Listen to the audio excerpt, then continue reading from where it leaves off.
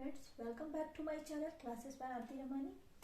आज मैं आप लोगों को मैंने कल बताया था कि मैं आप लोगों को शेयर मार्केट के बारे में बताऊंगी, उसे डीपली बताऊंगी। तो सबसे पहली बात कि मैं आज बता रही हूँ कि जैसे कोई भी इंसान होता है तो वो कुछ ना कुछ अर्न करता है, अर्न करेगा तो यानी उसे आय की प्राप्ति होगी। तो जब वो अर्न करेगा, आय की प्राप्ति होगी, तो उसका वो दो पार्ट्स करता है। एक वो क्या करता है, उसे उपभोग करता है।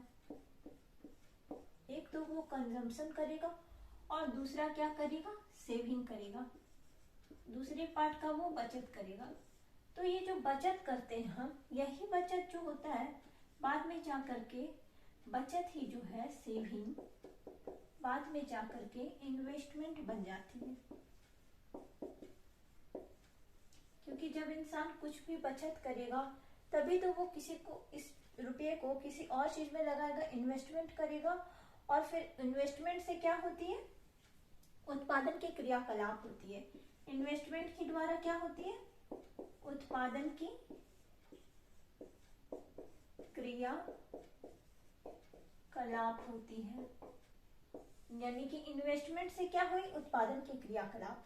तो जो मैंने आप लोगों को बताया था कल शेयर मार्केट के बारे में, जो मैंने बताया था, तो शेयर बाजार भी क्या करती है हम लोगों के लिए, शेयर बाजार हम लोगों के लिए उत्पादन के क्रियाकलाप के लिए रुपये पैसे की व्यवस्था करती है। तो शेयर मार्केट इसलिए इन्वेस्टमेंट का एक बाजार है। ये क्या करती है कि उत्पादन के क्रियाकलाप के लिए रुपये पैसे की व्यवस्था करती है और इसी में हम जा करके रुपये पैसे अपना लगाते हैं। तो वो किस तरह से हो, उत्पादन का क्रियाकलाप कैसे हो, किस तरह से डेवलप करे, हमारा कंट्री कैसे डेवलप करे, अदर कंट्री अपने अपनी, यानी हर कंट्री की अपनी अपनी शेयर कंपनियां होती है हर शेयर बाजार में।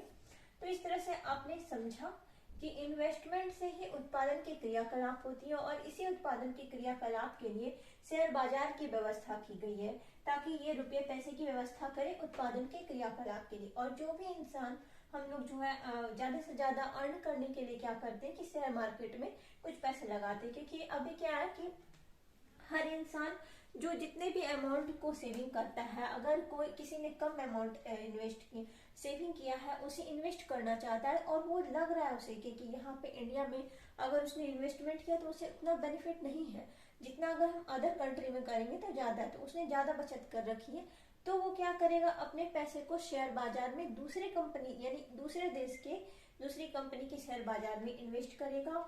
और तब वो जो है, मैंने जो बताया था कि तब वो एफपीआई का हिस्सा होगा।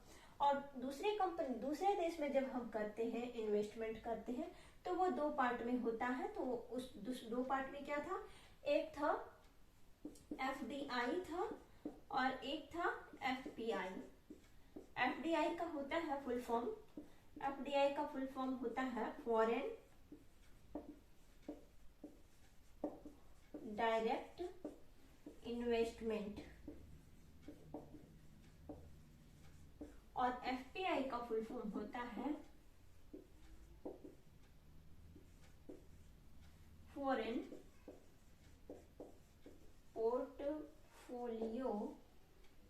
एल है, से ध्यान दीजिएगा, पोर्टफोलियो इन्वेस्टमेंट।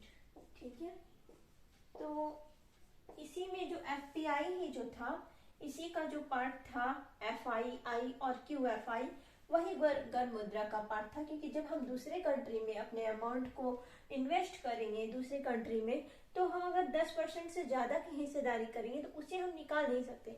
आप मान लीजिए कि आप ही अगर किसी इंसान को आपने पैसे दे रखे हैं, अगर आपने उसे 500 रुपए दे रखे हैं या 200 या 300 दे रखे हैं और आपका कभी झगड़ा हुआ, किसी तरह की अनबन हुई, तो आप क्या करेंगे, आप बोलेंगे मुझे मेरे पैसे वापस कर दो। वो कहेगा हाँ ले लो, क्योंकि बहुत कम अमाउंट है। तो उन्होंने भी कहने में किसी भी प्रकार की हर्ज नहीं होगी कि हाँ मैं अभी तुम्हें वो पैसे लौटा देता हूँ। इस तरह एटीट्यूड की भावना होती है।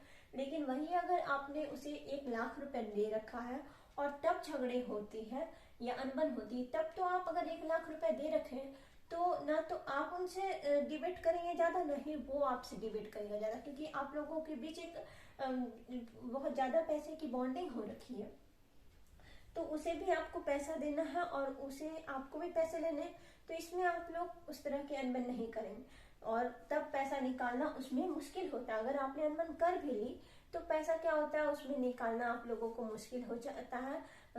तब वो आपको पैसे देने से टरकाएगा या किसी भी तरह की समस्या करेगा। लेकिन आपने कम पैसे दे रखे हैं तो आपको पैसे तुरंत मिल जाएंगे। तो इसी तरह से ये जो FPI में जो मैंने बताया दो पार्ट बताया, FII और QFI, तो इसमें यही होता है FII में यानी गर्म मुद्रा जिसे हॉट मनी कहते हैं वो आप उसे तुरंत निकाल देते हैं। और FDI में क्या होता है, इसमें 10% की ज्यादा से